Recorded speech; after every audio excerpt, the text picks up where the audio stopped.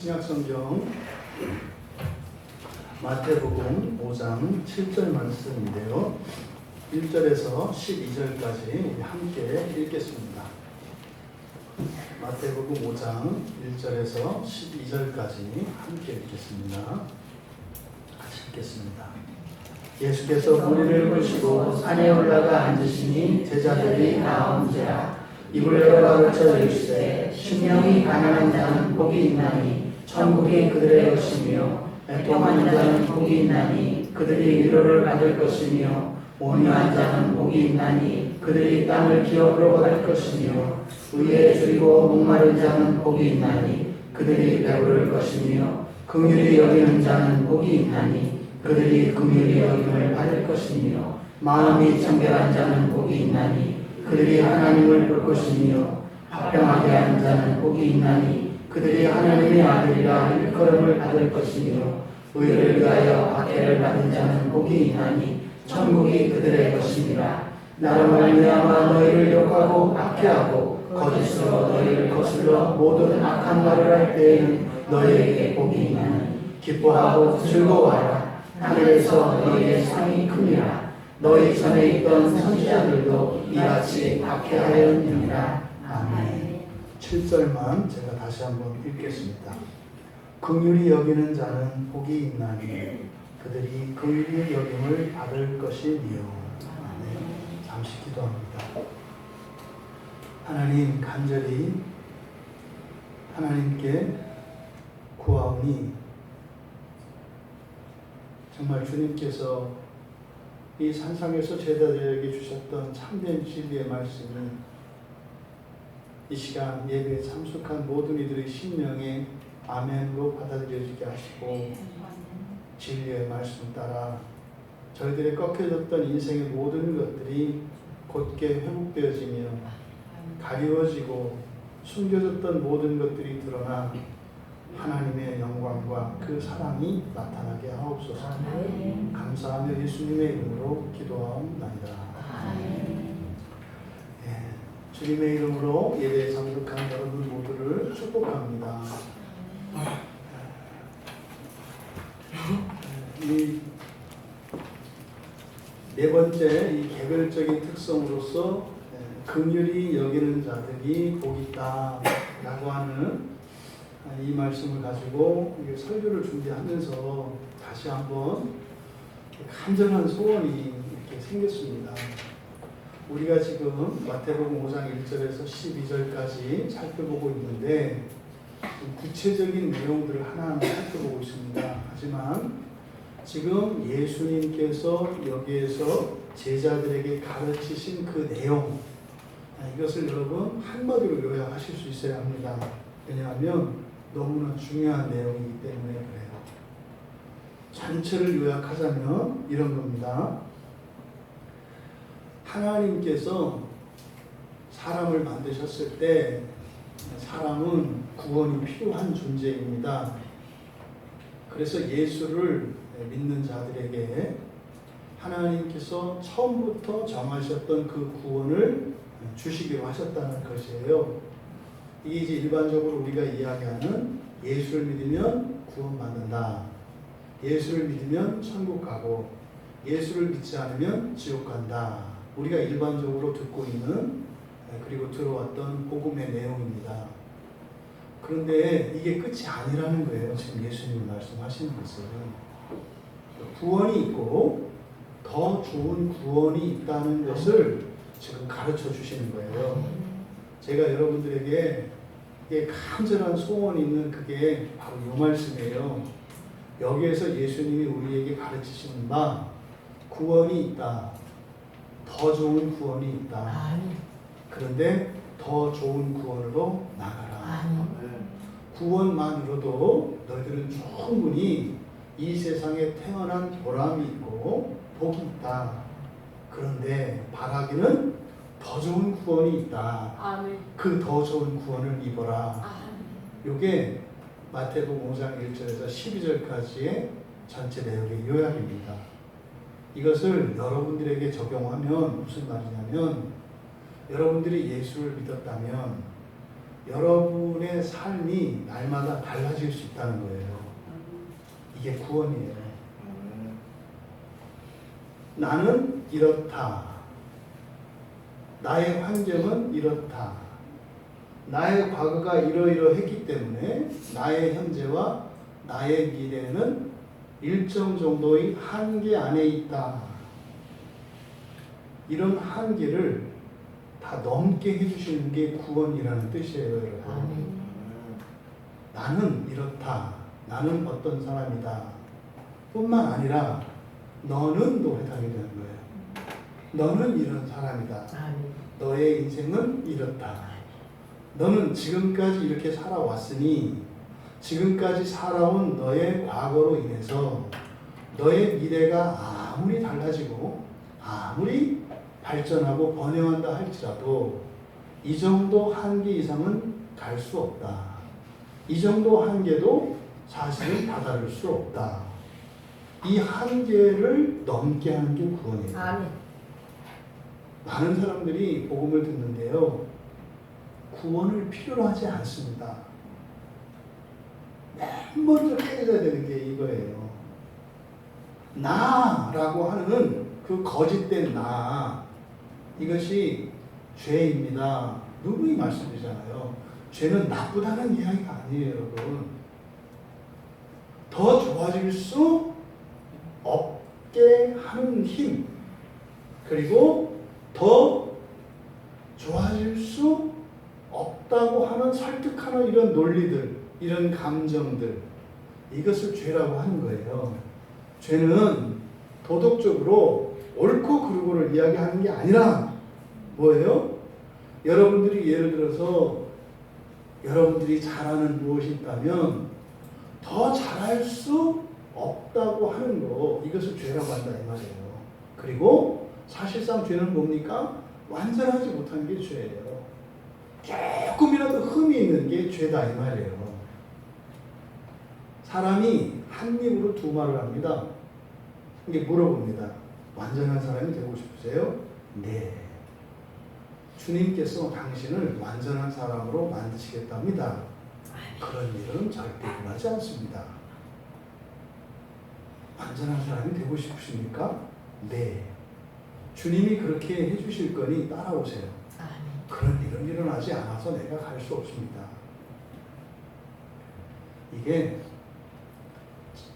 철갑으로 만든 옷과 같이 우리가 다 입고 있는 옷이에요. 지금 이거를 깨부시기 위해서 하나님의 진리가 선포되는 겁니다. 심지어 사도들조차, 심지어 구약에 있었던 선지자들과 모든 구약의 백성들조차도 깨지 못했던 거예요. 사람마다 구원을 정합니다.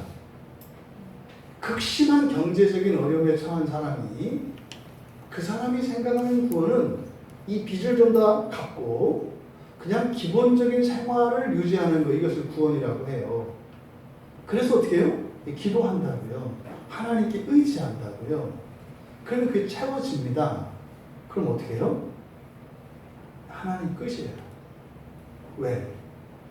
구원이 이루어졌으니까. 구원은 그런 게 아니라고 말씀을 드리는 거예요.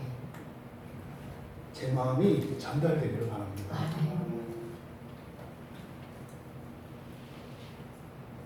그런 구원만 있는 게 아니라 더 좋은 구원이 있다는 거예요.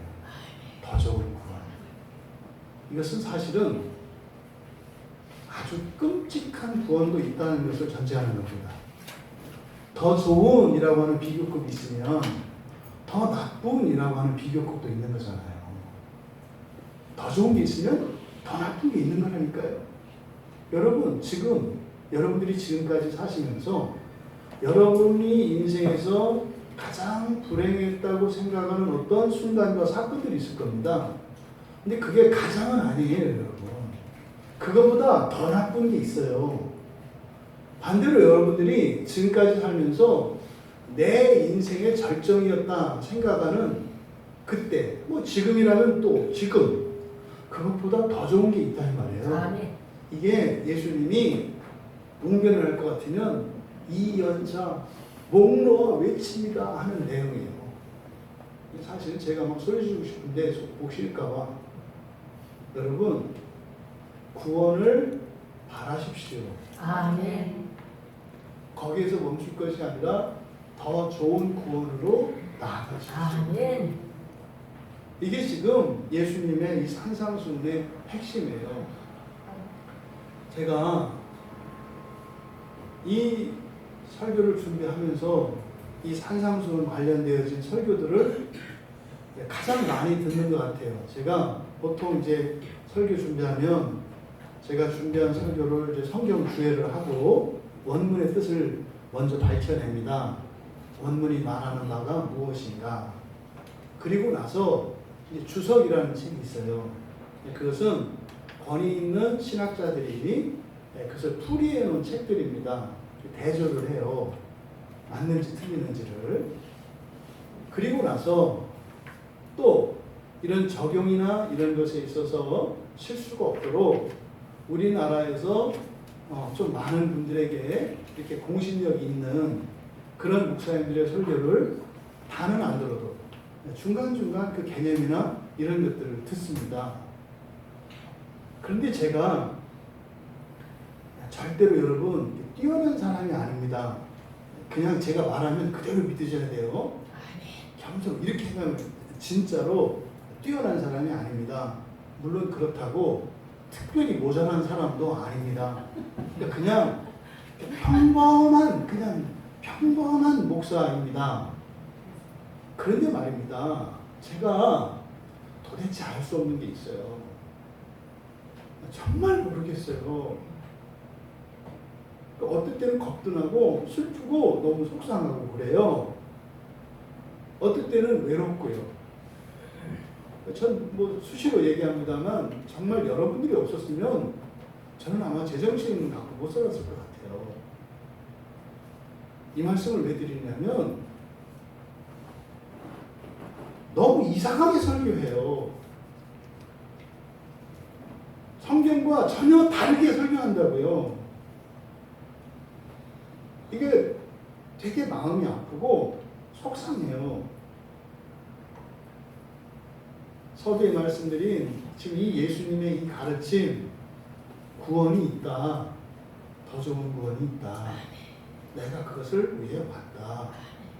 이 말씀 여러분 새겨두시고 여러분의 모든 순간에 그리고 여러분뿐만 아니라 그것은 다른 모든 사람들에게도 적용된다는 걸 잊지 마세요.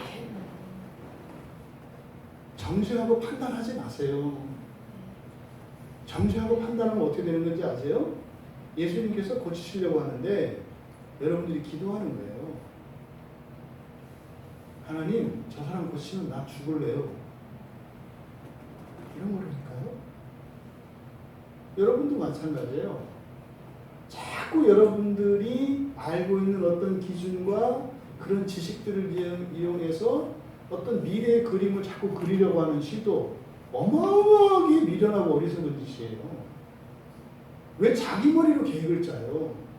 하나님 머리로 계획을 짜지. 하나님은 없는 것에서 있게 하시는 분인 거 다 믿으시죠? 근데 왜 여러분한테는 그게 안 된다고 해요? 여러분은 뭐예요? 없는 것도 아니에요? 없는 것보다 더한 게 뭐예요 도대체? 논리적으로 맞지 않다고요. 이게 뭐라고요? 우리 안에서 역사하는 죄다 말이에요. 죄. 긍휼히 여기는 자들은 복이 있다. 이 말씀을 이렇게 설교자들이 전하시는데 대부분 막 다 아는 얘기예요. 사실은 여러분도 다 알아요. 지금 여러분 가운데 한 분 여기 나오라고 그래서 긍휼히 여기는 자는 복이 있나니 그들이 긍휼히 여김을 받을 것이며 설교 하나면 다 한마디씩 다 할 수 있어요. 근데 그 설교는 다 똑같은 설교예요. 네? 그런 거 뭘 한다 했어요? 돼지뼈 우려내는 거라고 그랬죠. 그러니까 뭐요? 딱 들으면 알아. 그러니까 이미 들은 순간 요 산상을 요 설교할 때 여러분 제일 안 듣는 설교예요. 모처럼 뭐 마음 잡고 교회 딱 갔더니 뭐 긍휼히 여기는 자는 복이 있나니 그들이 저도 아는 거다. 알지 뭘 알아요. 여기서 말하는 이 긍휼이라고 하는 거 훌륭한 사람 되라는 거 아니에요. 착한 사람 되라는 거 아니에요. 그냥 높은 도덕적인 어떤 수준에 이르러라. 예수 믿는 사람은 착하게 살아야 된다. 그러니까 안 착한데 착한 척 살라고 하니까 성격 이상해지잖아요. 그냥 성질대로 사세요. 그런 얘기가 아니에요. 그런 얘기가. 그리고 무조건 긍휼히 여겨라. 아니에요. 아니에요. 근데요, 설교를 저희 쭉 들었는데 감동이 되더라고요. 근데 거짓말이요. 그럼 그 사람 여기 왜 살아? 지금 천국 가야지. 이 긍휼에 대한 오해가 풀리시기를 바라요. 아멘. 여기서 긍휼히 여겨라. 이거는 여러분 이런 사람이 되라. 이런 게 아니에요. 결론적으로 얘기하면 훈련 프로그램이에요. 훈련 프로그램. 여러분들이 하나님의 성품을 갖기 원하는 사람들, 이 긍휼이라고 하는 이 말의 뜻은 하나님의 언약과 함께 지속적으로 작용하는 자비로움을 이 긍휼이라고 하는 거예요. 성경에 곳곳에 긍휼이라는 말이 있어요. 여기서 말하는 긍휼은 첫째, 무엇과 관계 있다? 언약과 관계 있다. 이거 기억하셔야 돼요. 언약과 관계되어 있다. 언약과. 그리고 지속적으로 작용하는 자비로우십니다. 이 두 가지 기억하셔야 돼요. 언약과 관계되어 있다. 지속적으로 작용하는 자비로우심. 이것을 여기서 말하는 긍휼의 뜻이 그래요. 이 긍휼 말고 다른 긍휼이 있어요. 우리가 작년에 하나님의 자녀들, 완전한 하나님 자녀가 되는 성품들에서 공부했잖아요. 예수 그리스도를 옷 입어라 할 때 그때 말하는 긍휼과 이 긍휼은 달라요. 이것은 우리의 성품을 말하는 게 아니에요. 이것은 언약과 관련해서 지속적으로 시도하고 도전해야 되는 과제로서의 긍휼을 이야기하는 거예요. 아멘. 오늘 아침에 딱 아주 그 상황이 딱 일어났어요. 오늘 아침에 그래요. 여러분 무조건 모든 사람들을 긍휼히 대하라 이런 얘기 누가 하거든. 사기꾼이에요. 그렇게 할 수 있는 사람 이 세상에 아무도 없어요. 그런 거 갖고 죄책감 맞지 마세요. 아니에요. 그런 얘기 아니에요. 그렇다면 여기서 이 긍휼이라고 하는 이게 이제 엘레에몬이라는 헬라어예요. 엘레에몬. 그러면 이 긍휼히 여기는 자들, 우리말 성경에는 긍휼히 여기는 자, 뭐하는 자들이 전부 다 복수라고 했습니다. 뭐하는 자들이에요. 굉장히 중요한 의미예요. 이거는. 근데 여기서 긍휼히 여기는 자들이라고 하는 이 엘레에몬이라고 하는 이 헬라어, 이것이 구약 성경에서 말씀드렸죠. 구약 성경에 있는 어휘들을 히브리어예요. 이스라엘, 고대 이스라엘 말을 히브리어라고 해요. 그러면 그 개념이, 그 언어가, 이스라엘 사람들이 사용한 언어가 바뀌었어요. 아람어와 헬라어로. 그래서 그때 당시에 예수님의 말씀은 히브리어로 주시는 게 아니라 이 사람들이 히브리어를 안 쓴다고요. 백성들이. 그러니까 내가 하나님 말씀이니까 내가 주면 주는 대로 먹어. 지금부터 히브리어 공부해서 알라면 알고 말라면 말, 이렇게 하시는 게 아니라, 그리고 이 신약 성경이 쓰여진 이 헬라어는 우리나라로 말하자면 옛날에 한자가 우리나라에 이렇게 대표적인 문자로 쓰일 때가 있었잖아요. 그때 당시에 한글을 쓰는 사람들은 어떤 사람들이었어요? 양반이 아닌 평민들, 이런 사람들이었어요. 가난하고 이런 사람들. 그래서 한글을 뭐라고 그랬어요? 언문이라고 했다고요. 언문, 운문이라고 해서 비하하는 거예요. 머리 없는 것들이 쓰는 글자 이렇게 했다고요. 근데 이 헬라어 성경이 성경에 기록한 헬라어가 그런 거예요. 고급 헬라어가 아니에요. 이 성경의 언어가. 이것은 일상의 사람들이, 그러니까 정상적인 교육을 못 받았다 하더라도 기본적으로 말하고 읽는 그 언어로 신약 성경이 쓰여졌어요. 그러다 보니까 상당히 제한을 받는다고요. 상당히 제한을 받아요. 그래서 신약 성경에 있는 중요한 이런 어휘들은 구약 성경에서 어떤 의미인가를 꼭 연결시켜서 이해를 해야 합니다. 그냥 헬라어 사전을 보고 이해하면 안 돼요. 하물며 오늘날 이거를 국어 사전을 펴보고 그 뜻을 가지고 이것을 이해하면 어떻게 되겠어요? 망하는 거예요. 이때 당시 2000년 전에 쓰여진 헬라어 사전을 갖고 그걸 절대화해도 안 된다니까요. 히브리어를 가야 된다니까요.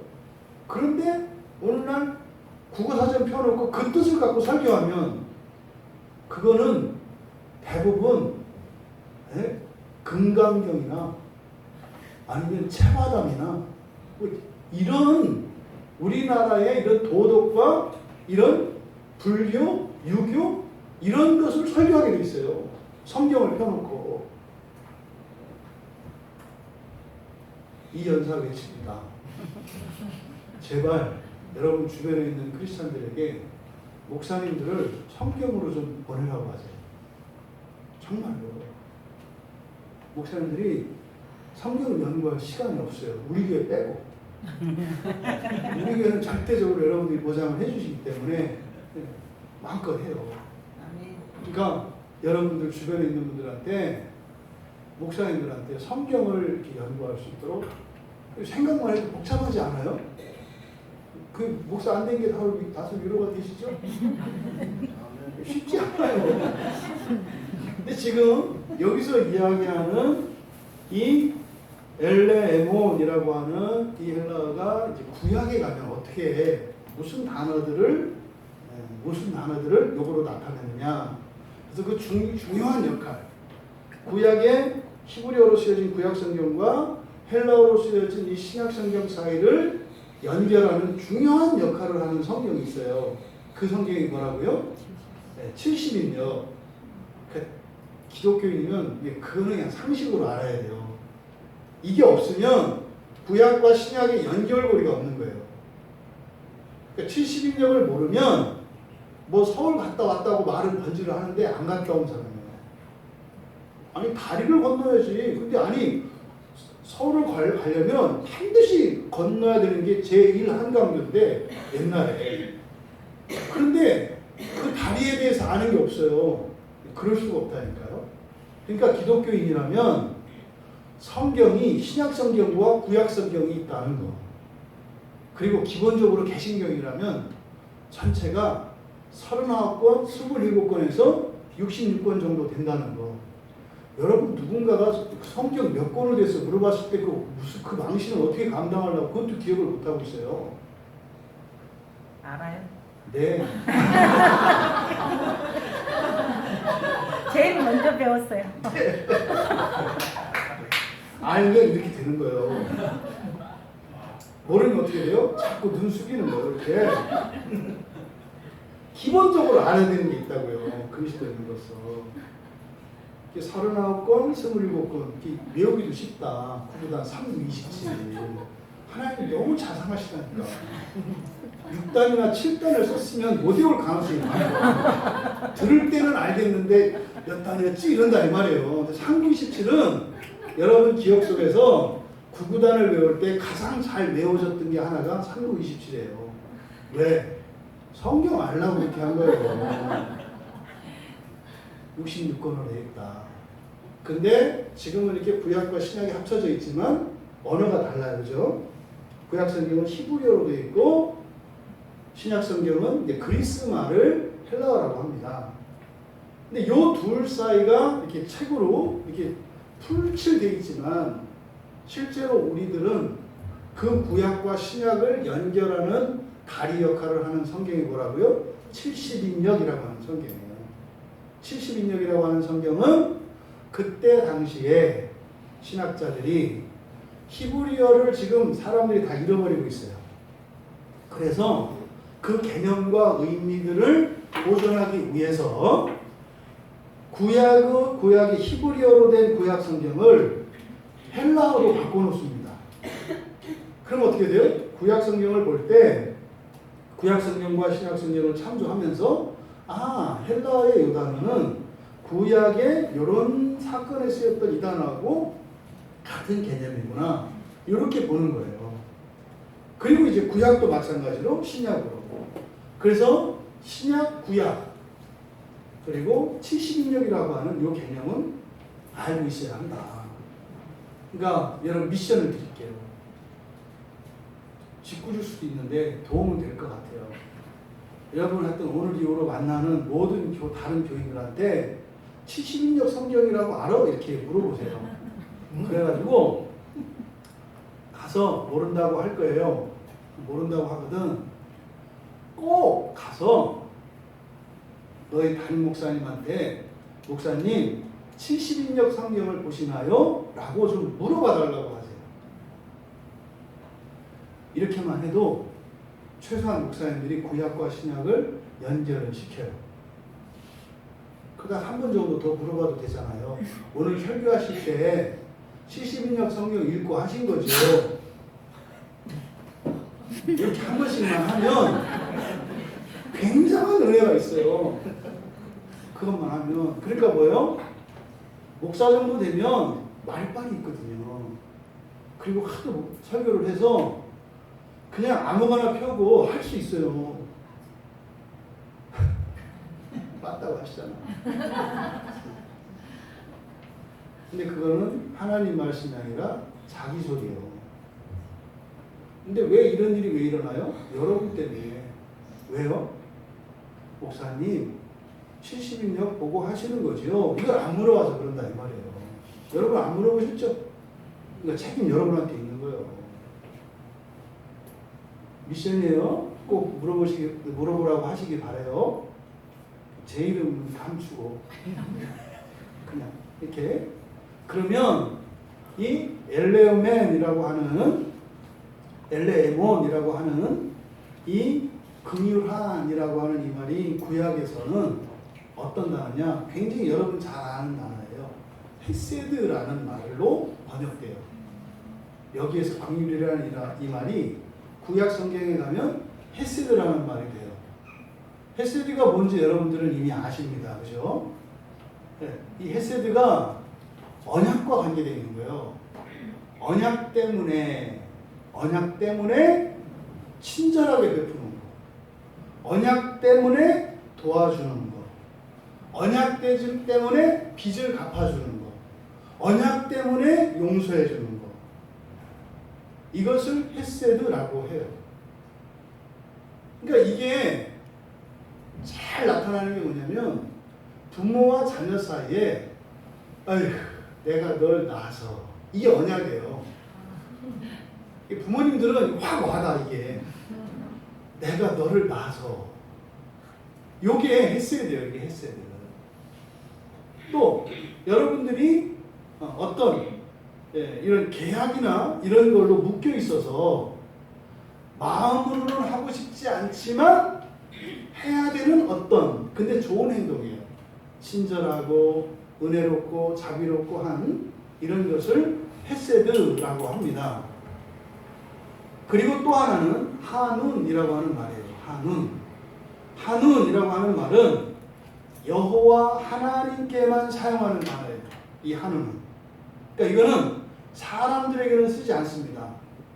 이게 성경에는 뭐 자비로운 또는 은혜롭고 뭐 이렇게 번역되어 있어요.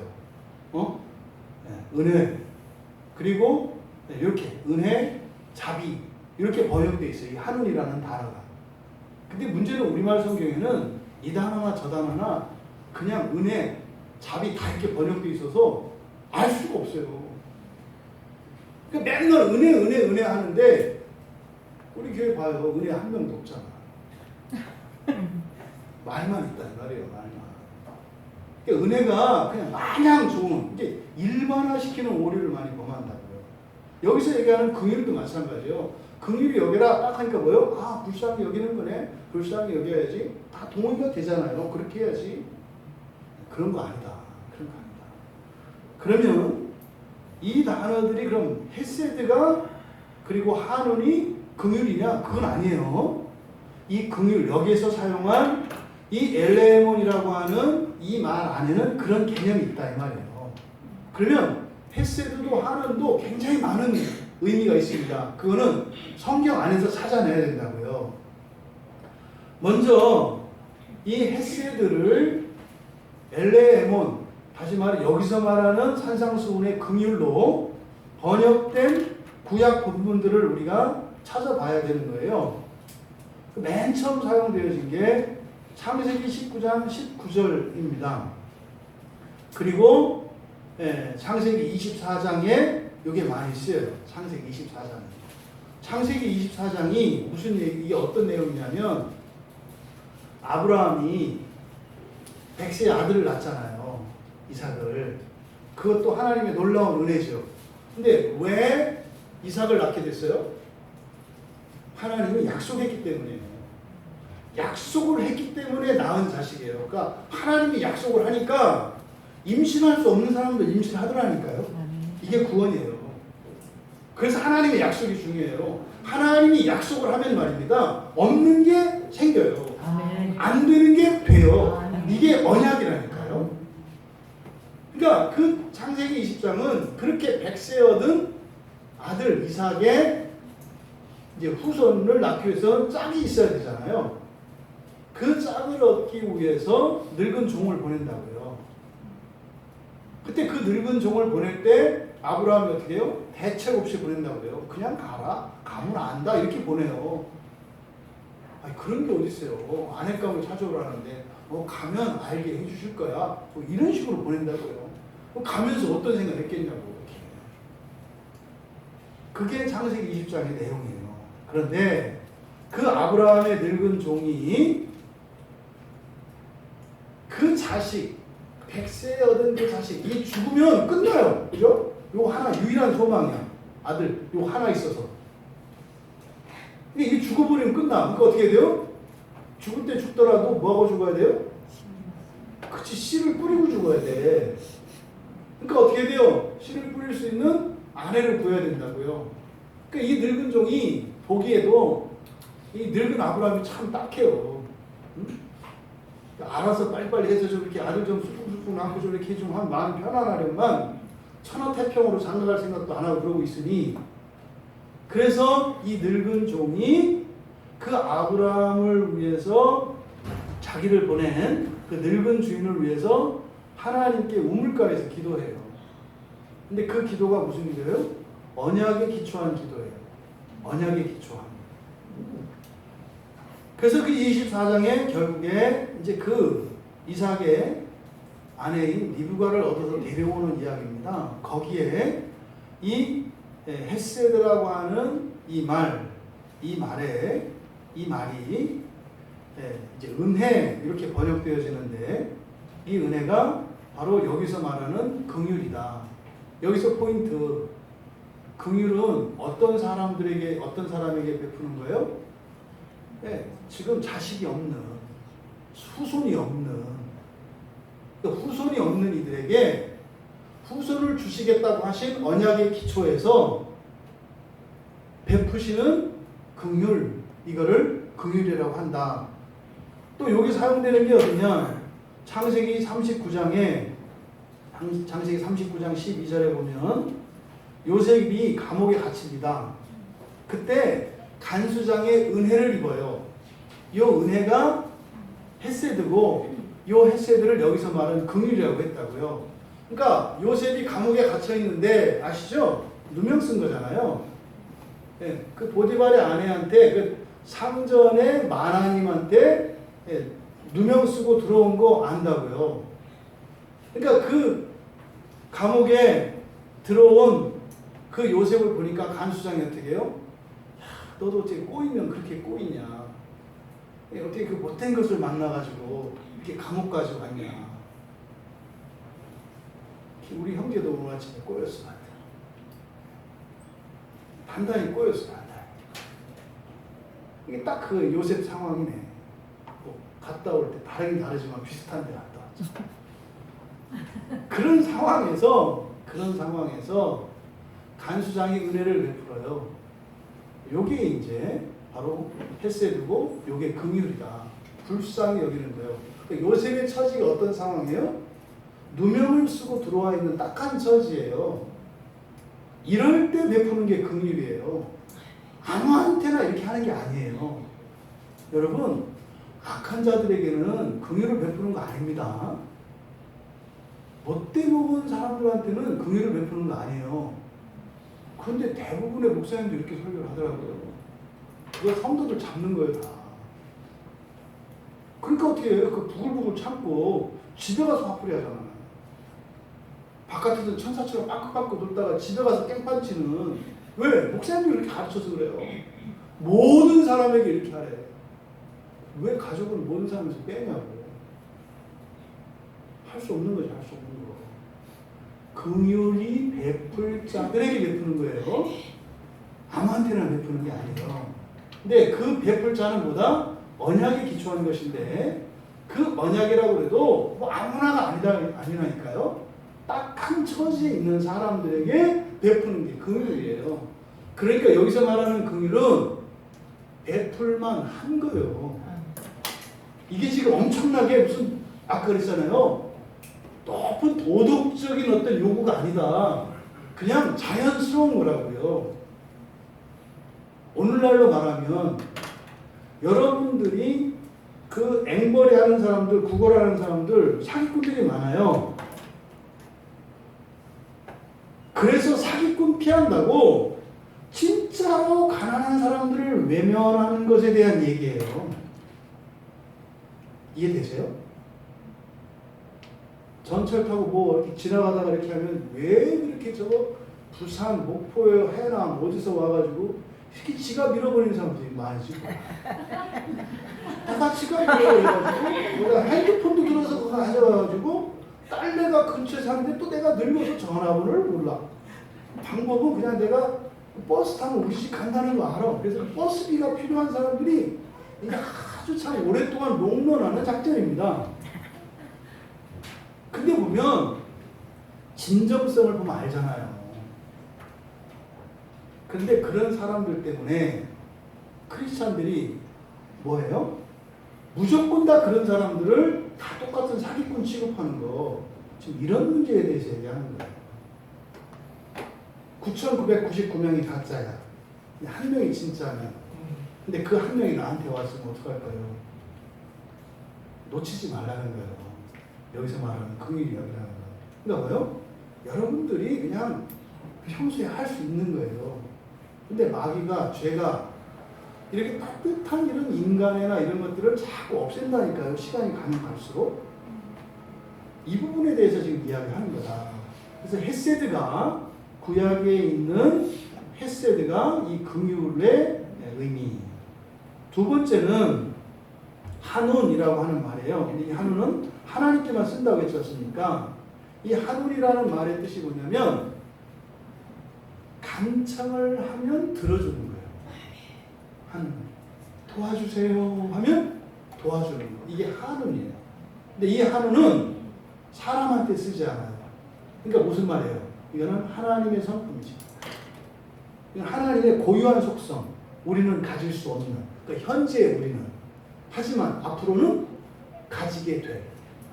완전한 하나님의 자녀가 되면 여러분들이 첫째 부활에 참여해서 그 영화의 상태, 완성된 인간의 상태가 되면 가지게 되는 게 이 한운이라는 말이에요. 아, 네.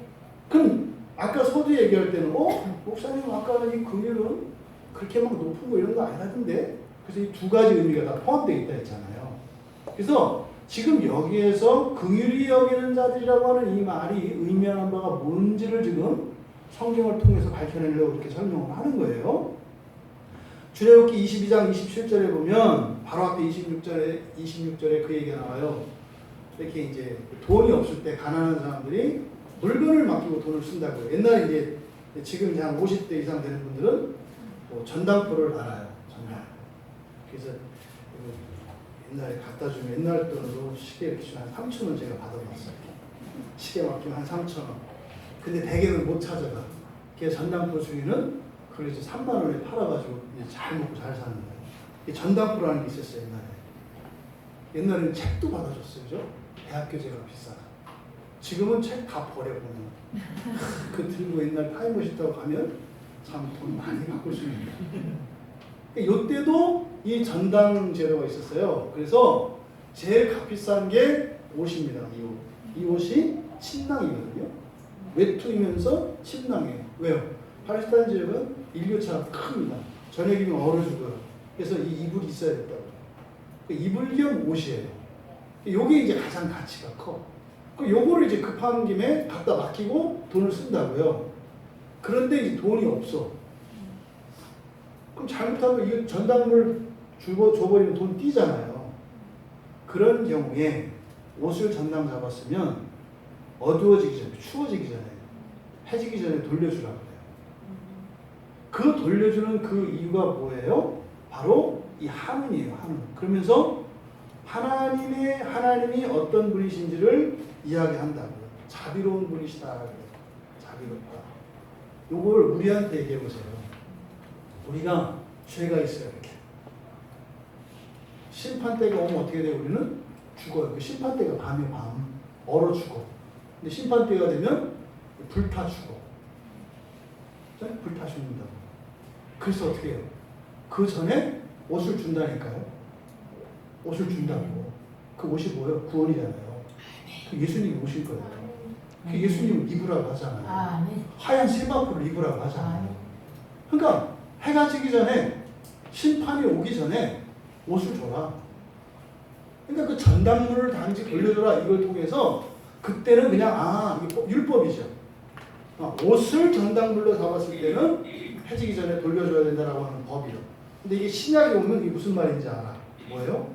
심판이 오기 전에 내가 너희들을 구원하기 위해서 옷 줄게. 아멘. 예수를 줄게. 예수를 믿고 살아. 아멘. 여기 복음이에요. 아멘.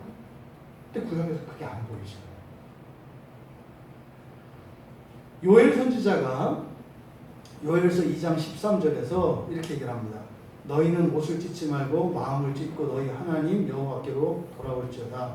그는 은혜로우시며, 이때 은혜로우시며 이게 한운이에요. 그러니까 언제는 자비롭다, 언제는 은혜롭다. 그러니까 여러분들이 알라고 할 필요 없어요. 그 아는 목사도 아무도 없어요. 저도 몰라요. 하나하나 이렇게 찾아봐야 알아. 그러니까 그냥 설교 때 요 본문 그것만 아시면 돼. 이것만.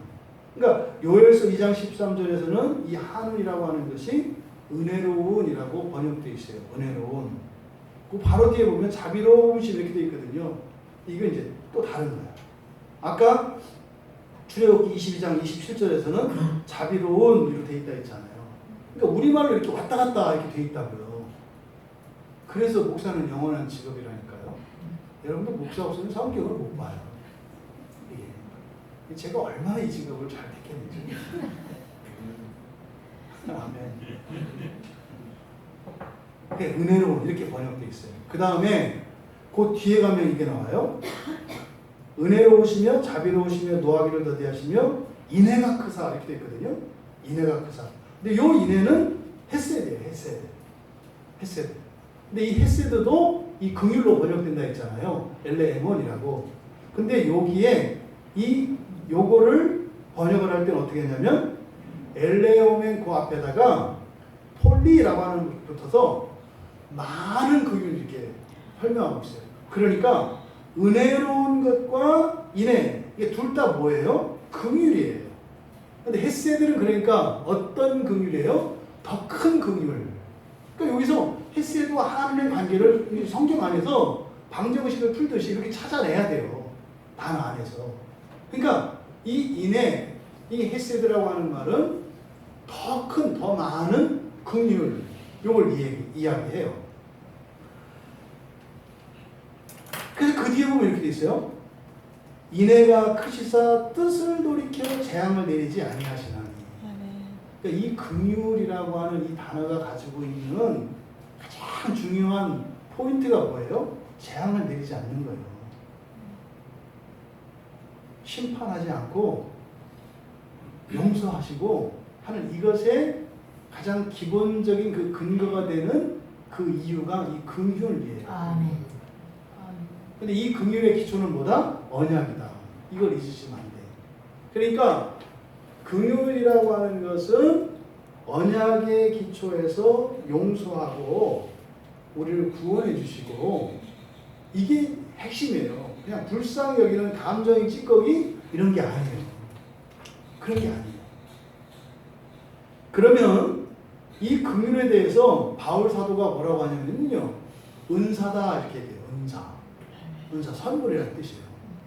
이거는 은사다.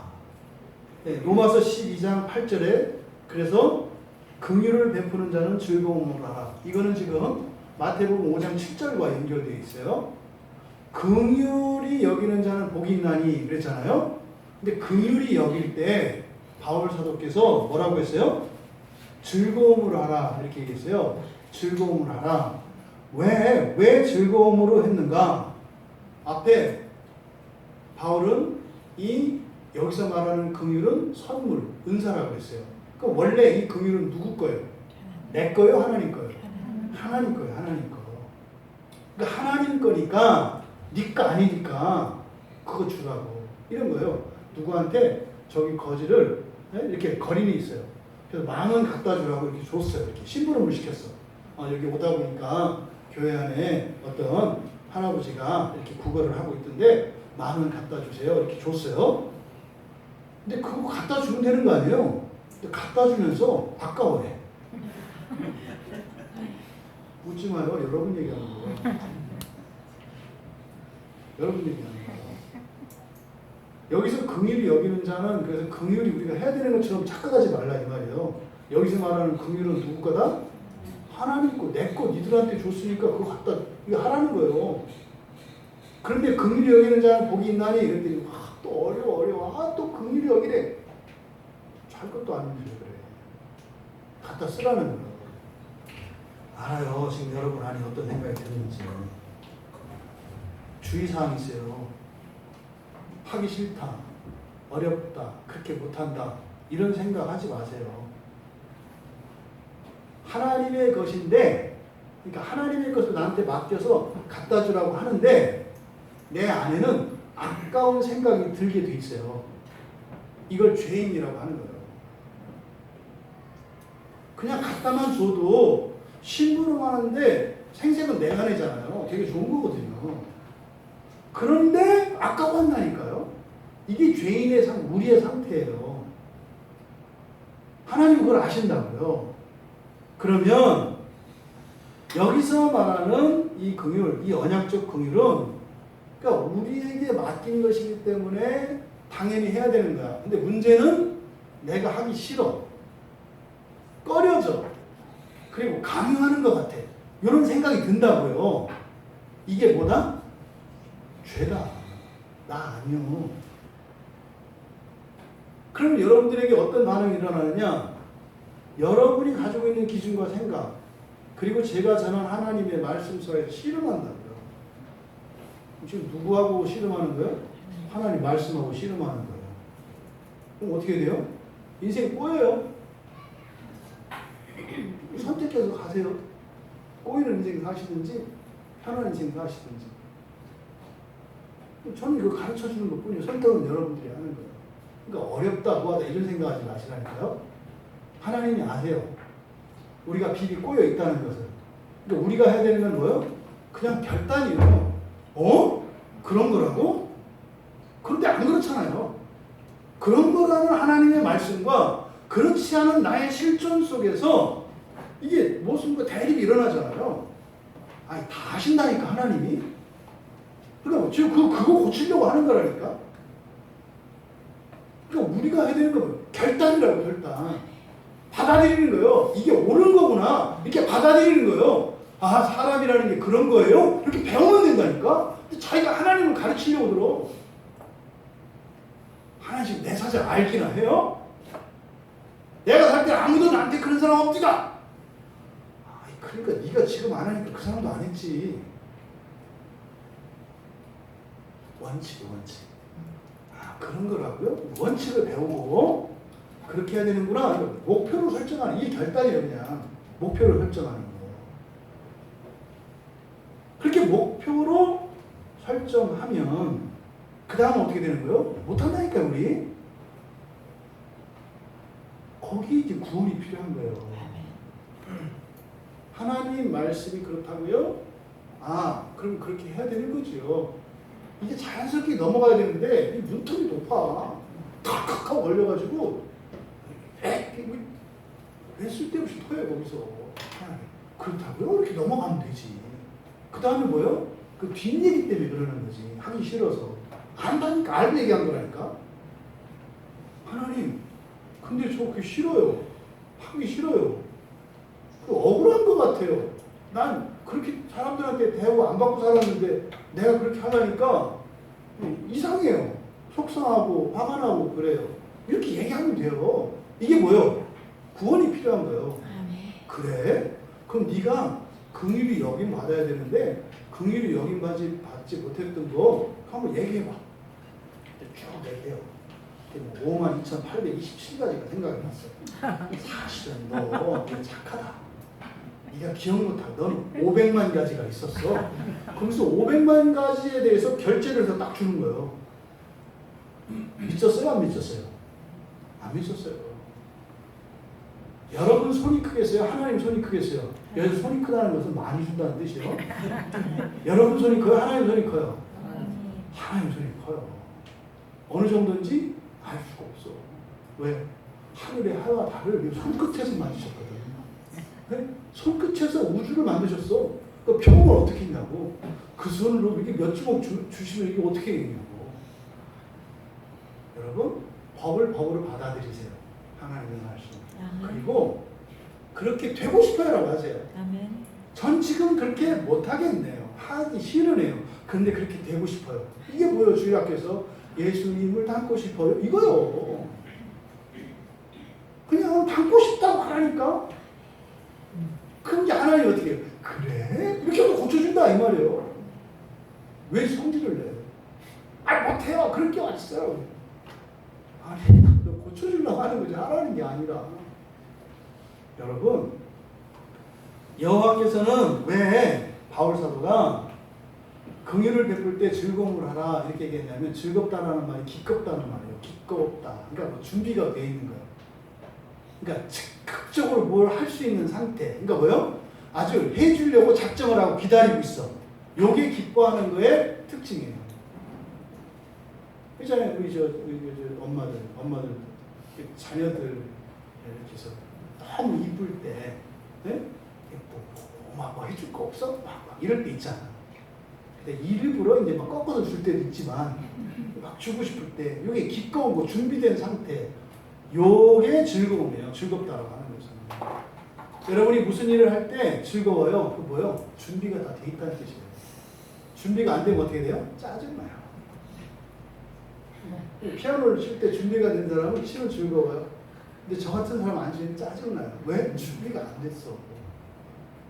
즐겁다는 건 그냥 이렇게 룰루랄라가 아니에요. 무엇을 즐거워하는 사람은 뭐한 사람이요?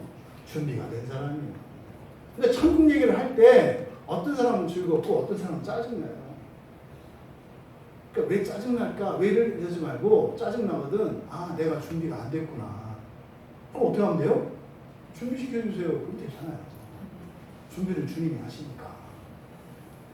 요게 지금 바울 사도가 그래서 즐거움을 하라. 간단히 말하는 거예요. 여기서 긍휼이 여기라고 하는 이 긍휼은 우리의 것이 아니라 하나님의 것이요. 우리에게 어울리지 않는 거다 이 말이요. 그런데 언약의 기초에서 이것을 하라고 명령하시는 거예요. 근데 이거는요. 권면이에요. 지금 이 중간에 들어있는 6가지의 개별적인 특성들은 우리에게 권하시는 거예요. 이렇게 하면 더 좋은 구원을 얻을 수 있어. 아멘. 네가 더 좋은 구원을 얻으려면 이렇게 하면 된다. 이렇게 가르쳐 주시는 거예요. 근데 그 정도 가르쳐 주실 정도가 아니라 이 긍휼이라고 하는 이것도 원래 할 수 없는 거라는 걸 아셔. 그러니까 긍휼한 사람이 되라 이게 아니요. 그냥 이렇게 하려고 결단하고 하나님께 은혜를 구하라는 거예요. 다 그렇게 되신 줄 믿습니다. 네. 그러면 복이 있어요. 아멘. 왜? 긍휼히 여기심을 받을 거기 때문에. 아멘. 그러니까 여기서 말하는 긍휼은 성품이 아니에요. 골로새서 3장 12절에 그리고 로마서 12장 1절 뭐 고린도후서 1장 3절 뭐 여러 곳에서 우리가 작년에 살펴봤던 본문들이에요. 이게 뭐예요? 하나님의 자녀로서 그러니까 그 신인으로서 사람이 아니라 신인으로서 가지고 있는 성품이 있어요. 그 중에 이 긍휼이라는 성품이 있어요. 근데 그 성품 그거는 달라요. 그때 긍휼은 헬라어로 오이크티르모스라고 하는 헬라어예요. 그러니까 다른 단어예요. 근데 우리말로는 긍휼이라고 똑같이 번역했지만 이 오이크티르모스라고 하는 것은 마음을 나타내는 말이에요. 긍휼히 여기는 마음. 그러니까 이거는 본성입니다. 이거는. 그러니까 이 오이크티르모스라고 하는 것은 여러분들이 첫째 부활을 하시잖아요. 그때 이런 사람이 되어 있어요. 이게 원래 하나님의 성품이거든요. 그러니까 그 하나님의 성품을 우리가 입어가기 위해서 훈련 과정으로 제시되어지는 것이 바로 마태복음 5장 7절에서 이야기하는 긍휼히 여기는 자들이라는 의미다. 아시겠죠? 그러니까 이거는 인간성이 그렇고 이렇게 사랑이 많아서 이런 게 아니에요. 긍휼히 여겨야 할 사람들을 언약 때문에 하는 거예요. 그 언약이 뭐예요?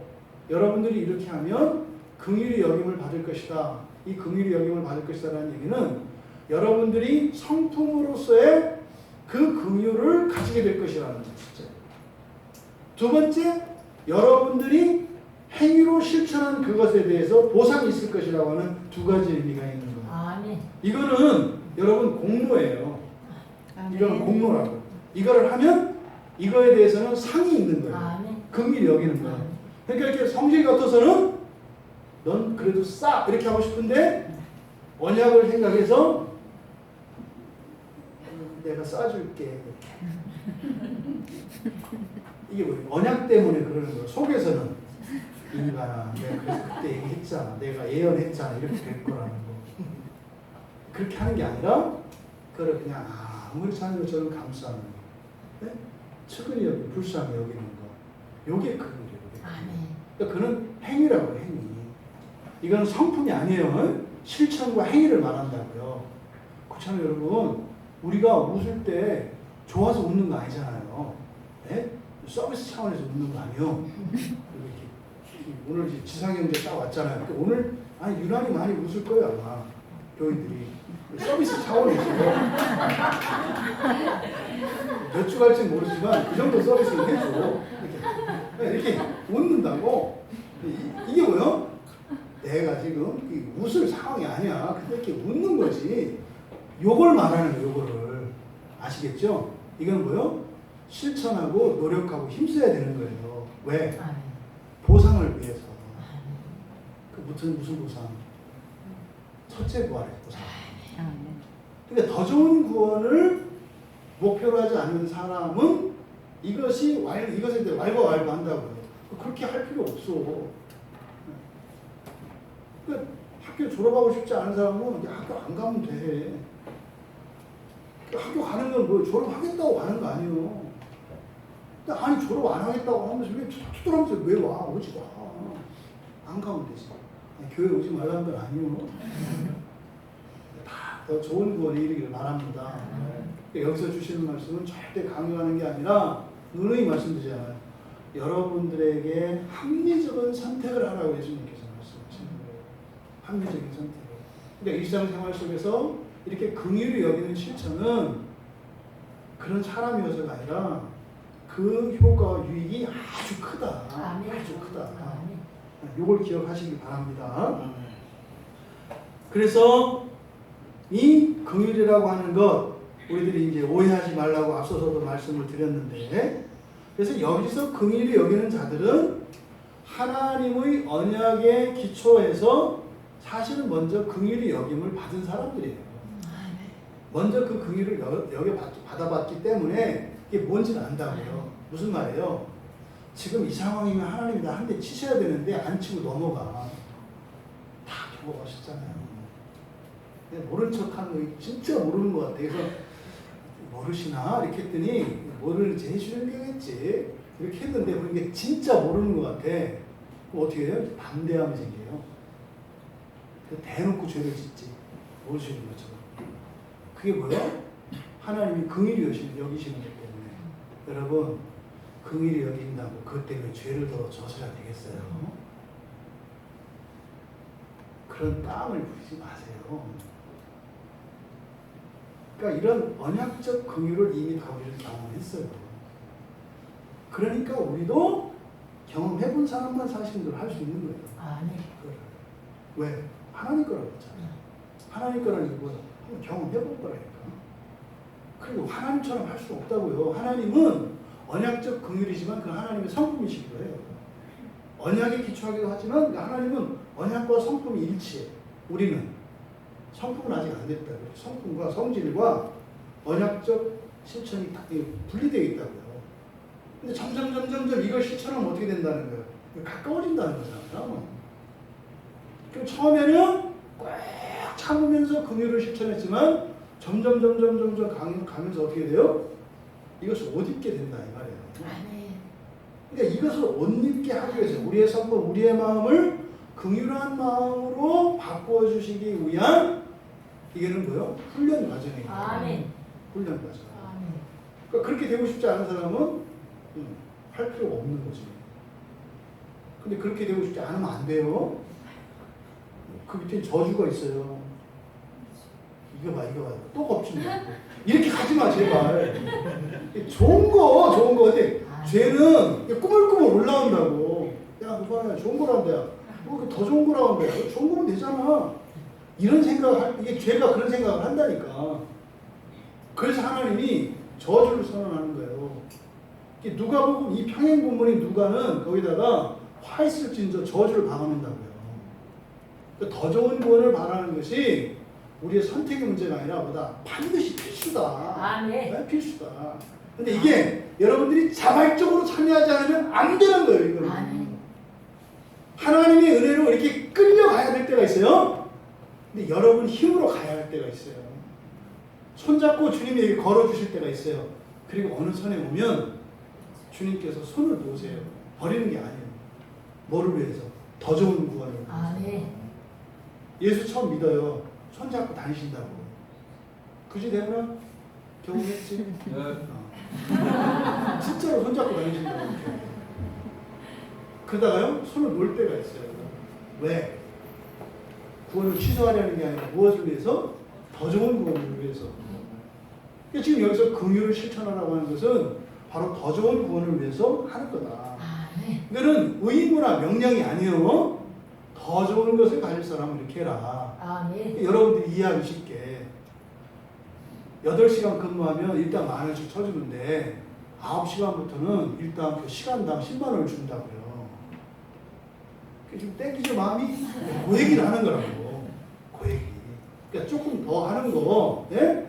8시간 넘어서 8시간 1분부터 일하는 거는 시간당 인건비가 10배로 책정이 된다고요. 그러니까 이 긍휼을 실천하는 거는 10배 정도가 아니라 100배, 1000배로 10만 원에서 벗어나시고 계속 10만 원 하신다고.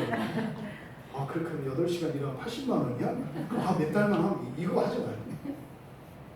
그래서 여기서 긍휼을 실천하라 이것은 뭐요? 엄청난 그 보상이 주어진 거다. 그러니까 여러분의 행복을 위하여 하나님이 주시는 모든 말씀은 여러분의 행복을 위하여 주시는 말씀이에요. 그렇게 그러니까 여기서 긍휼히 여겨라, 긍휼히 여기는 사람이 되라, 그런 사람 되라 이런 거 아니라고 그랬어요. 언약을 붙잡고 또 그것도 힘도 우리가 하는 게 아니라니까. 하나님이 은혜로 할 수 있는 힘을 주시는 거라니까. 우리가 할 건 뭐다? 하나님의 법을 받아들이고 결정하는 거다. 결단하는 거다. 아, 이게 옳은 거다. 법으로 받아들이고 이렇게 하겠다. 요거까지라니까요.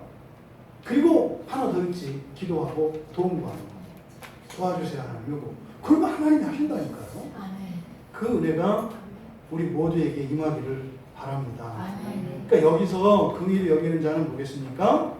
긍휼, 그러니까 신성으로서의, 그러니까 성품으로서의 긍휼 훈련 과정에 참여하는 사람들은 요 얘기죠. 네? 학원 광고하잖아요. 우리 학원은 뭐 90% 합격. 딱 들어가면 그 원장이 그런다고요. 여러분 이 학원에 등록하신 것을 진짜 축하합니다. 여러분 다른 당상입니다. 요 얘기요. 그건 근데 하나님 말씀 100%야. 아멘. 100%. 그러니까 그 성품으로서의 긍휼 훈련 과정에 참여하시는 자들은 복이 있나니. 아멘. 왜? 자기가 위로를 반드시 된다는 거예요. 아멘. 종말에 완성되겠지만, 그러니까 종말이 아니라 재림하실 때 완성이 되겠지만, 근데 재림할 때 완성 안 되고 종말에 완성되는 사람도 있다 했잖아요. 근데 종말은 우리는 얘기하지 말자. 첫째 부활, 주님 오신 재림 때는 우리는 종말로 삼자. 아멘. 우리의 목표는 뭐요? 1등이에요, 1등. 멸류관 닿는 첫째 부활. 나는 저런만 해도 돼, 이러지 마. 1등으로 하라, 1등. 아멘. 첫째 부활에 아멘. 그 영광의 부활에 더 좋은 구원에 참여하는 여러분들 되시기 바라요. 아멘. 그게 긍휼 훈련 과정이다. 그러니까 일주일 동안 사실 때 어떻게 되겠어요? 주변을 돌아보아서 긍휼히 여길 자들을 긍휼히 여기는 거예요. 이렇게 머리 쓰지 마.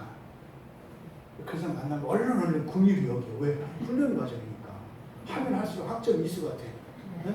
140 학점 이수가 돼야 졸업해. 그러니까 막 하세요. 막. 기쁨으로. 그래서 어떻게 해요? 즐거움으로. 그렇게 하라. 여러분들이 하고 나면 어떻게 돼요? 할 수 있는 걸 또 주셔. 들고 있으면 일단 쓰고 와 이런다니까. 손 2개니까 아니 손 비어서 2개는 주시겠지. 더 이상은 안 줘. 입에도 물고 이렇게 추하게 하지 말고 그냥 얼른 써. 그럼 바로 채워주신다 이 말이에요. 하나님을 힘들게 하는 여러분이 되시기 바랍니다. 너 금방 줬잖아. 쓰고 왔어요? 너 또 왔어. 썼어요. 또 왔어. 너 이렇게 금방 썼어요. 이렇게 해. 하나님을 귀찮게 하시는, 귀찮아하시지도 않겠지만. 그래서 어떻게 해요? 그 긍휼의 성품을 날마다 살찌우시고 온전히 되어가는 여러분들 되시기 바랍니다. 아멘. 반드시 넘어야 되는 겁니다. 아멘. 우리가 작년에 하나님 자녀들의 성품, 하나님 나라에 들어가기 위해서 반드시 갖춰야 될 게 있어요, 여러분. 그냥 가는 거 아니에요. 가긴 가는데 어떤 식으로든지 하나님이 우리를 만드세요. 2가지 방법이 있다. 하나, 사는 동안 여러분들 스스로 알아서 하는 방법이 있고, 둘, 하나님의 은혜로 하나님이 혼자서 알아서 다 하시는 방법이 있다. 근데 하나님이 혼자서 하시는 방법은 뭐다? 천년지옥이다. 이렇게 하시면 돼요. 근데 그것을 대신할 수 있는 방법으로 여러분들에게 지금 가르쳐 주시는 게 얼마나 좋아요. 네? 여러분이 한 번 긍휼히 여길 때마다 지옥에서의 기간이 1년씩 줄어들어. 얼마나 좋은 거죠. 그러니까 빨리빨리 써야 되지. 계속 해야 되지 않겠어요? 이게 지금 이 안에 있는 6가지 개별적 특성들이다 이 말이에요. 그러니까 좋은 거예요. 좋은 거예요. 그리고 실제로 어렵지도 않아. 특별히 도덕적으로도 뛰어난 사람들이라 그거 아니라고. 하나님은 여러분 다 각자 틀려요, 분량이. 맞아요. 네, 맞다고 하시잖아요. 여러분들이 주변의 사람들을 보면 종종 은혜를 받았을 때 자신 스스로 생각해도 뭐 이렇게 좀 이상할 정도로 이렇게 평정심을 유지하게 되고 따뜻한 마음으로 이렇게 사람을 대하고 생활하고 있는 것을 여러분들이 발견할 수 있어요. 이렇게 하면서 흐뭇할 때가 있어요. 자식 좋아했네. 뭐 이럴 때 있다 이 말이에요. 물론 이제 곧 뒤집어지겠지만 그 간간이 그거는 있다. 또 다른 사람도 이제 그러잖아요. 그래서 교회 안 나오는 가족들이 이제 그 교회 나가는 사람들 자꾸 교회 가라고 하는 이유는 뭐예요? 그 사람 때문에 가족이 피곤한 거예요. 은혜가 필요하다는 걸 불신자도 안다니까. 벌써 딱 가서 은혜 받고 오면 일주일이 나긋나긋해요. 근데 은혜 안 받고 설교 안 듣고 딴 생각을 이렇게 오면 벌써 식구들이 다 알아. 앉으다가 봐봐. 그러니까 그 잔소리 듣는다고. 예배 똑바로 드리고 와야지. 이런 얘기 들으면 안 돼요.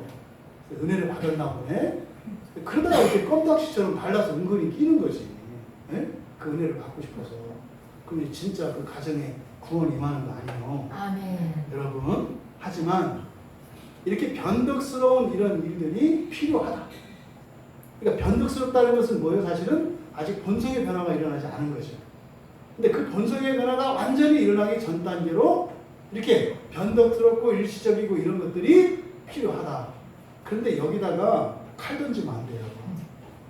아, 이것도 몇 조금이나 가나 보자.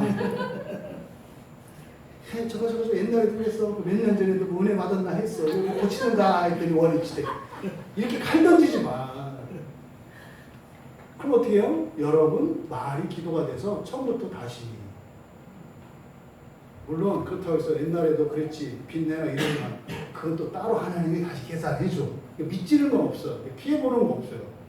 하지만 변덕스럽고 일시적인 것이라고 하더라도 완전한 성품의 변화를 위해서는 그런 과정이 절대적으로 필요하다는 거예요. 근데 여기서 지금 긍휼히 여기는 자들이라는 것은 뭡니까? 완전한 변화가 아니라 완전한 그 성품의 변화, 하나님의 고유한 그 속성을 덧입기 위해서 그 훈련 과정에 참여하라는 거예요. 아멘.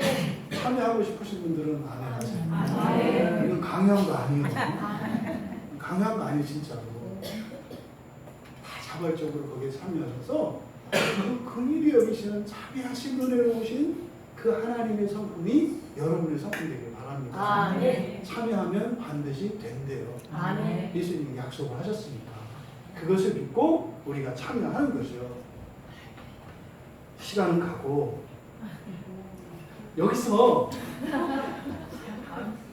이 복수성이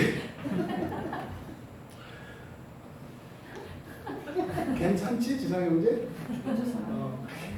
오늘 처음 온 사람이 괜찮다니까. 긍휼히 여기는 자들, 복수성이라서 복수성. 그것이 굉장히 중요한 거예요. 그러니까 긍휼히 여기는 자 했을 때와 긍휼히 여기는 자들 했을 때 의미가 달라요. 혼자서 가는 거 아니에요. 혼자서 같이 가는 거예요. 같이. 이 복수성이 중요하다니까요. 그렇게 긍휼의 성품을 완전히 입기 위하여 함께 거기에 참여한 자들이 복이 있다 이거예요. 아멘. 교회를 떠나서는 또 다른 부분이에요. 그러니까 이런 성품을 가져서 완전한 하나님의 성품을 입는 것이 다 아니다 이 말이에요. 중요한 게 뭐예요? 같이 함께가 중요해요. 그래서 우리 교회의 원칙은 뭐예요? 누가 잘하나 누가 빨리 가나가 아니라 같이 가는 거죠. 왜? 거기에 복이 있으니까. 아멘. 더 빨리 갈 수 있어도 내가 좀 늦추는 거죠. 왜? 복이 있으니까. 아멘. 내가 속이 좋아서 그런 거 아니에요. 다 속셈이 있어서 그런 거죠. 그게 복이 있다고 하시니까. 복을 받는 우리가 됩시다. 아멘. 그래서 우리가 함께 합시다. 아멘. 왜?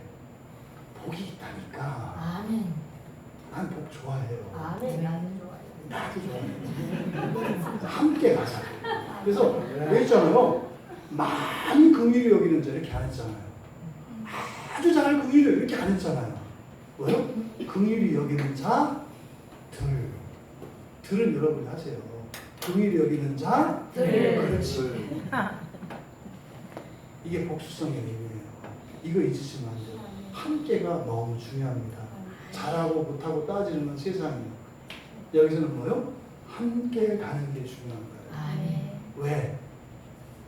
복이 있어서 속이 좋아서가 아니라 속셈이 있어서 이게 언약에 기초한 삶이에요. 자꾸 고상한 척 이런 거 하지 마세요. 우리는 현찰주의자들이야. 아멘. 왜?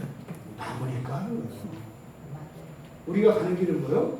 최고로 남는 길을 가자는 거예요. 아멘. 그게 뭐요? 더 좋은 구원이라니까.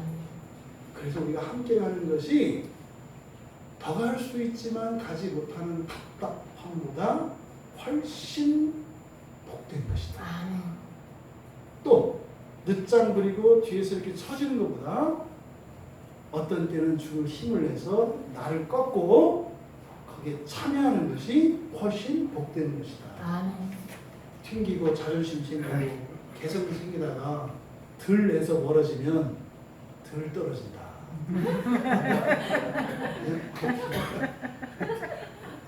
자, 들이 되어야 한다. 이게 독성의 의미로. 그 다음에 그러니까 긍휼히 여기는 자들이든 이 6가지 모든 것들은 공동체 안에서 가능한 거예요. 공동체 안에서. 밖에서는 그러니까 돛 닦는 게 아니에요. 요즘에 이런 사람들이 늘어난다니까요. 나만 믿으면 되지. 나만 뭐하면 되지. 우리끼리 하면 되지. 그래서 교회를 인정하지 않고 교회 권위를 인정하지 않아요. 복이 없어요, 여러분. 긍휼의 성품을 입어야 합니다. 아멘. 하지만 함께 입어야 한다는 거예요. 아멘. 왜?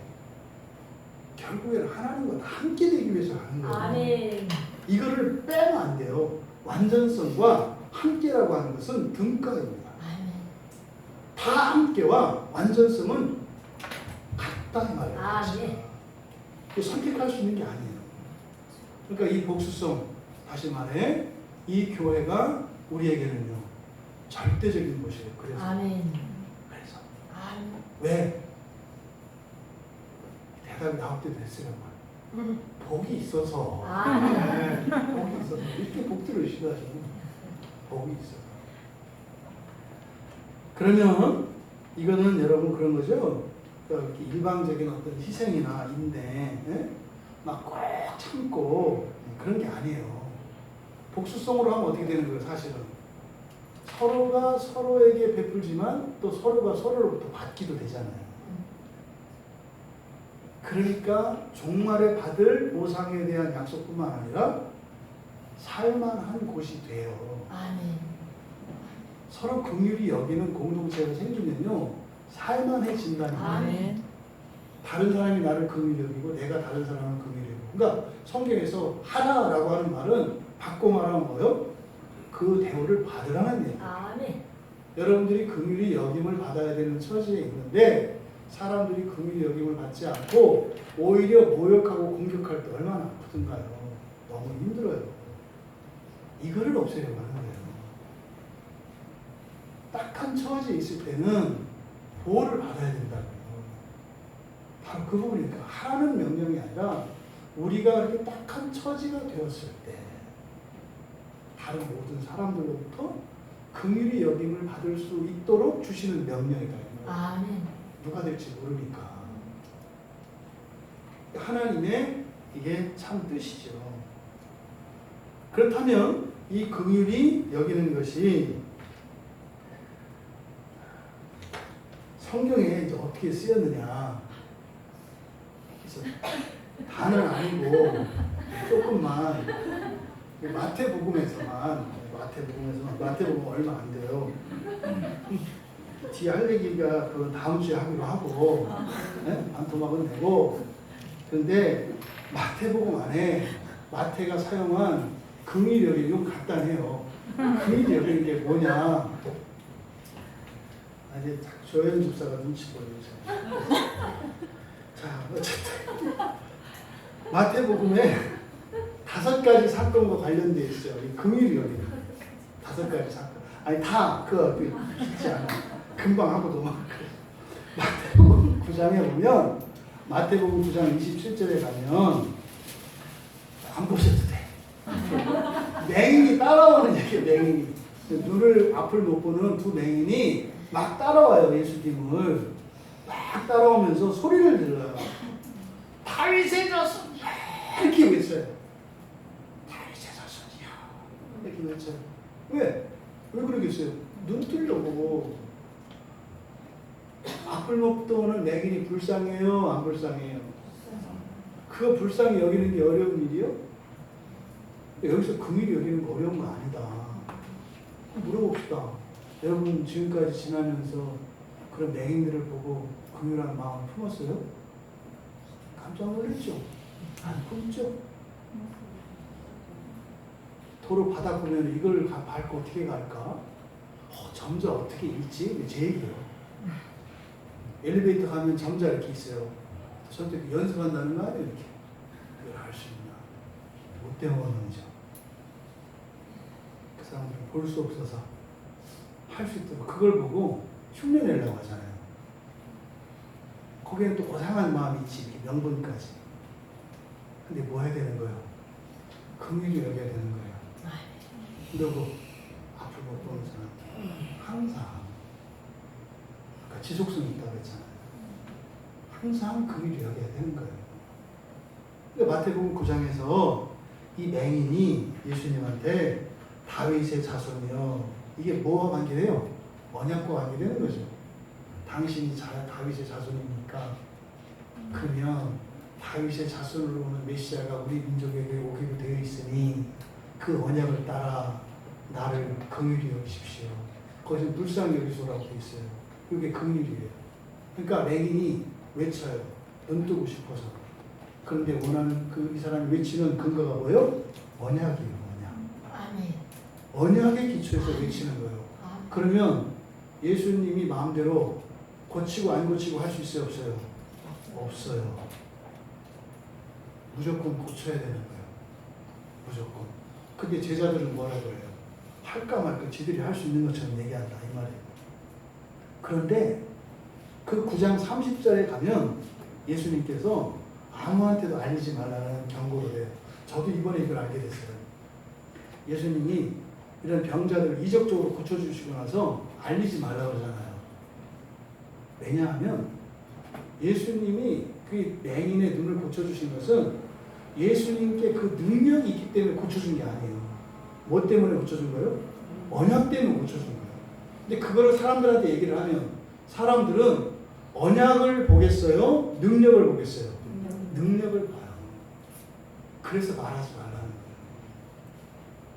여러분들이 이렇게 긍휼히 여기고 어떤 사람을 했을 때 사람들이 여러분이 그리스도인이기 때문에 그렇게 한다고 생각해요? 여러분이 사람이 좋기 때문에 그렇게 한다고 생각을 해요? 사람이 좋기 때문에 그렇게 한다고 생각을 해요. 여러분도 그렇게 하잖아요. 교회 안에서 누가 좀 모범이 될 만하면은 훌륭하세요. 속이 좋은 게 아니라 뭐 때문에 그렇다? 속셈 때문에 그렇다. 속이 좋은 게 아니라 속셈 때문에 그렇다. 저 집사님이 아주 속셈이 아주 첫째 구하에 대한 소망이 보통이 아니네. 이렇게 하고 이기세요. 립서비스 하지 말고 속셈을 차리는 여러분 되시기 바랍니다. 아멘. 두 번째로 마태복음 15장에 귀신 들린 딸, 귀신 들린 딸을 둔 엄마가 예수님한테 나와요. 뭐라고요? 내 딸에게서 귀신 좀 떼달라고. 귀신 좀 떼달라고. 그때 외쳐요.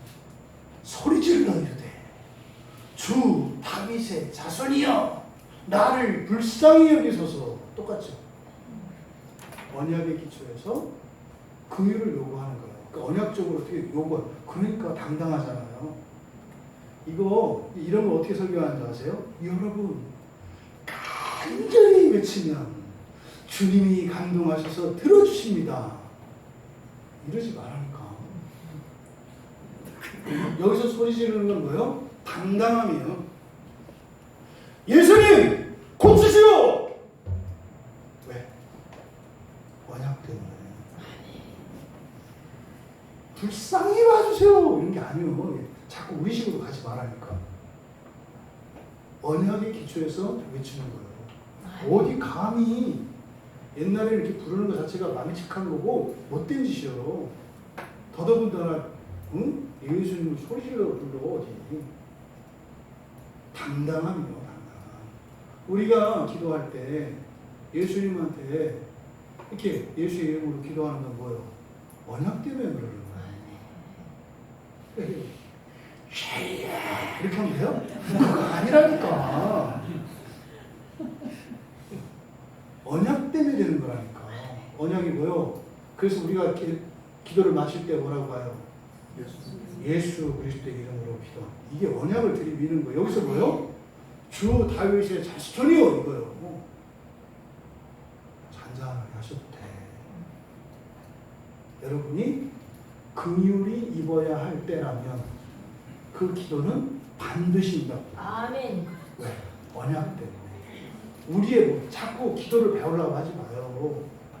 뭘 어떻게 해야 되고 뭐 해야 되고 뭐 해야 되고. 지난주 주중에 대한 말씀드렸죠? 어떤 경건한 형제가 하나님 음성 듣는 법을 가르쳐달라고 하는데 깜짝 놀랐어요. 언약이요, 언약. 언약이 그 긍휼을 이루시는 기초라고 하는 거예요.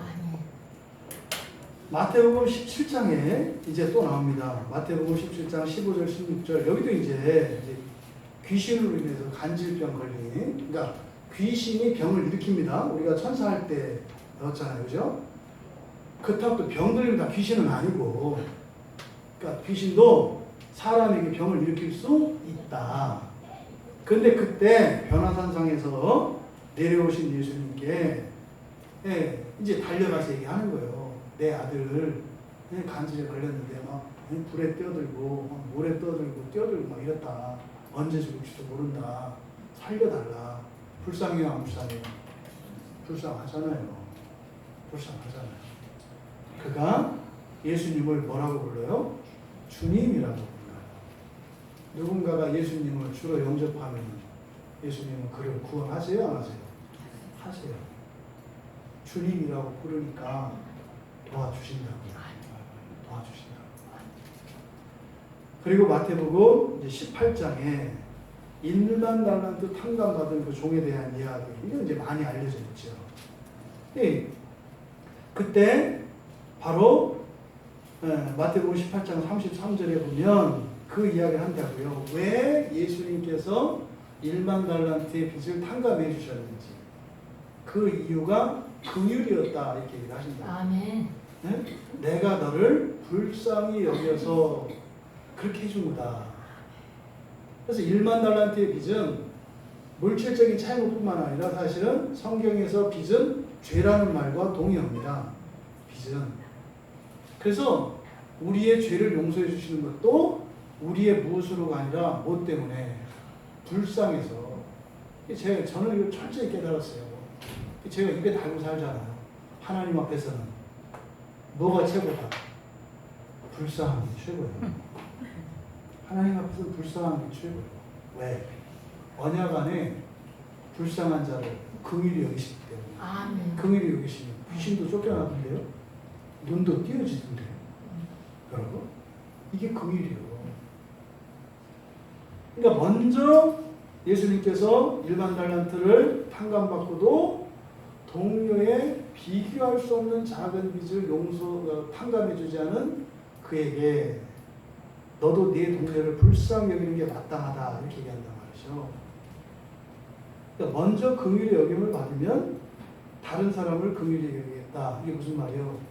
하나님이 일단 나한테 은혜를 줘요. 그럼 나도 할게. 이게 틀리다는 것을 보여주는 부분이에요. 하나님 이적을 나한테 일으켜 주세요. 내가 잘 믿을게요. 하나님 내 앞에 나타나 주세요. 내가 믿을만하게. 음성으로 들려주세요. 네? 그래서 어떤 체험을 주세요. 그럼 내가 예수를 잘 믿을게요. 이 사람 보세요. 1만 달란트를 탕감받았는데 그거에 비교할 수 없을 정도의 그 작은 것도 탕감을 해요, 안 해요? 안 하잖아요. 그것과 상관없는 거예요. 이거는 순서가 상관이 없어요. 순서가. 하지만 바로 여기서 말하는 긍휼은 무엇과 관련된다? 현금의 채무와 관계되어 있다 이 말이에요. 지금 마태복음을 우리가 살펴보는 이유는 어떤 상황이 긍휼히 여기를 받을 상황인가, 마태가 가지고 있는 그걸 알아보려고 얘기하는 거예요. 그러니까 여러분 경제적으로 어려워요. 이것도 긍휼한 상황이에요. 불쌍한 상황이에요? 안 불쌍한 상황이에요? 불쌍한 상황이에요. 폼잡지 마. 사람이 떡으로만 사는 게 아니에요. 너가 그렇게 살아. 돈 필요한 거예요. 돈 없고 가난하면 불쌍하다고 얘기한다 이 말이에요. 이것도 긍휼히 여김 받을 수 있는 상황이다. 아멘. 상황이다. 아멘. 그 다음에 마태복음 20장 마지막에요. 마태복음 20장 30절에 여기도 이제 맹인입니다. 맹인 두 사람이 길 가다가 또 소리 질러요. 소리 질러서 외쳐요. 주여 우리를 불쌍히 여기십시오. 이때 불쌍히가 긍휼히 여기다. 이 뜻이에요. 요 단어예요.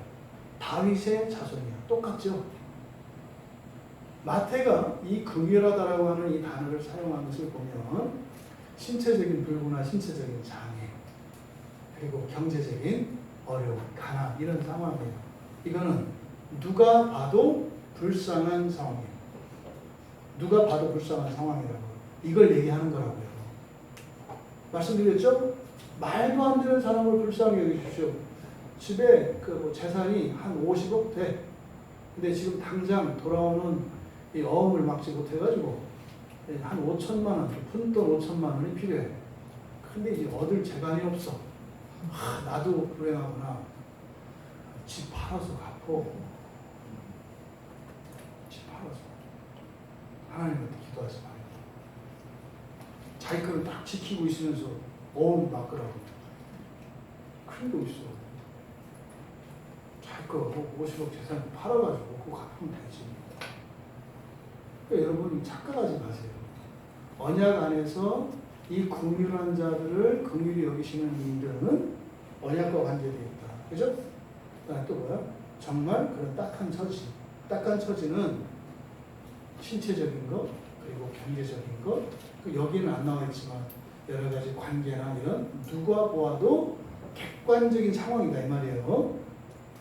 그래도 다 다른 사람들은 또 아닌데 또 본인은 나는 객관적으로 그래요. 이게 주관적인 거예요. 누구라도 인정할 만한 상황, 이게 객관적인 긍휼이 입을 만한 사람이다라고 하는 겁니다.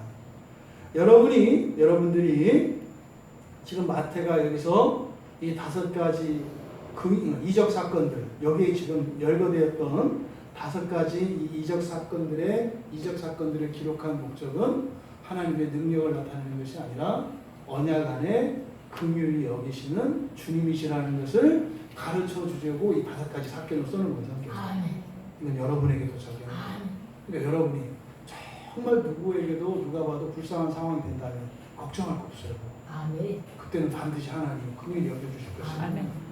돈도 주고 병도 고쳐주고 이렇게 할 거니까. 예?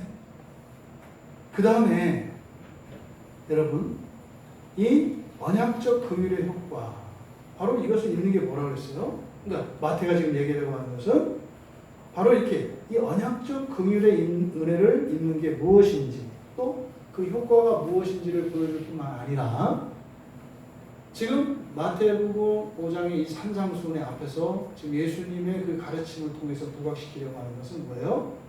이렇게 긍휼히 여기시고 긍휼의 효과를 우리에게 누리게 하시는 이 궁극적인 목적은 뭐다? 하나님의 그 완전한 성품으로서의 긍휼한 마음, 이것을 우리에게 완전히 전가시켜서 그렇게 주시려고 하는 목적을 가지고 있다 이 말이에요. 여러분의 인생의 목적은 뭐여야 된다고요? 하나님 닮는 거, 예수님 닮는 거, 완전한 하나님 자녀 되는 거. 이게 존재론적인 측면에서 얘기하는 거예요. 삶의 환경으로 얘기하면 천국 가는 거. 어떤 천국? 첫째 부활의 천년왕국에 가는 거. 같은 의미의 다른 관점에서 보는 같은 말이에요. 완전한 사람 되는 거, 하나님 자녀 되는 거, 하나님의 형상을 완전히 입는 거, 첫째 부활에 참여하는 거. 그래서 주님과 함께 천년왕국에서 이 세상을 다스리는 거. 다 같은 것에 대한 다른 관점에서의 이야기입니다. 여러분들이 누군가를 이렇게 언약의 기초에서 하나님의 약속 때문에 긍휼히 여기시겠다면 여러분이 다른 누군가를 긍휼히 여기는 그것 때문에 여러분들은 완전히 긍휼히 여기는 마음을 가진 하나님의 성품을 가진 사람이 될 거라는 거예요. 하나님이 그렇게 만드시겠다는 거예요. 여러분이 필요죠 사실은. 근데 그것 때문에 여러분들이 훈련을 위해서 긍휼히 여기는 이런 실천들, 그걸 통해서 그 사람들이 또 긍휼을 입게 되죠. 여기에 놀라운 구원의 신비가 있습니다. 이 얘기는 다음 시간에 하겠습니다. 우리 말씀을 생각하며 찬양하실 때 여러분, 우리가 지금 긍휼에 대해서 이야기하고 있습니다만 또 결단하고 가는 겁니다. 여러분, 그런 사람 되려고 하지 마세요. 단지 그런 척 하시라는 거예요. 어렵겠지만 그런 척 하시라는 거예요. 그러면 그런 척 하면 하나님이 그런 사람으로 삼아주신다는 거예요. 하나님, 긍휼히 여기는 자에게 복이 있다고 하신 그 이유. 그냥 우리는 그런 척 한 번의 행동으로 실천했지만 하나님은 우리의 분성을 완전히 그런 사람으로 만들어 주신다고 하는 그 말씀을 믿습니다. 그 언약의 복을 의지하여 우리가 실천적으로 그렇게 긍휼히 여기는 실천을 할 때 이렇게 준비되어 즐거워하며 행할 수 있기를 하나님, 이 믿음, 이 결단 따라 살게 하옵소서. 우리가 기도합니다. 하나님, 주님의 말씀, 주님의 약속을 의지하여 그동안 내려놓았던 긍휼히 여기는 삶을 다시 살기 원하오니 하나님, 기꺼운 마음으로 그렇게 긍휼히 여기며 살아갈 수 있도록 도와주시고 그때그때마다 그 상황에 기뻐하고 만족하고 사람의 평가를 바라는 것이 아니라 그런 언약에 기초한 그런 믿음의 행위로서의 긍휼히 여기는 그 실천을 통하여 우리의 존재 안에 일어나는 완전한 하나님의 긍휼의 성품을 덧입는 그것으로 기뻐하며 감사하며 주님 만나는 그날을 소망하며 살아가게 하옵소서. 또한 저희들이 그동안 하나님 말씀을 바로 알지 못하여 아무 때나 누구에게나 항상 모든 사람에게 긍휼히 여겨야 하는 것으로 생각한 지체들이 있었다면 이 시간 마음의 짐을 벗게 하시고 마땅히 긍휼히 여겨야 하는 상황에도 불구하고 이런저런 핑계와 이유로 긍휼히 여기지 못하였던 그것들을 회복하라고 하시는 말씀으로 바로 이해하게 하여 주셔서 기쁨으로 주님의 말씀을 따라 살게 하옵소서. 평생 그렇게 살게 하옵소서. 감사하며 예수님의 이름으로 기도하옵나이다. 찬송가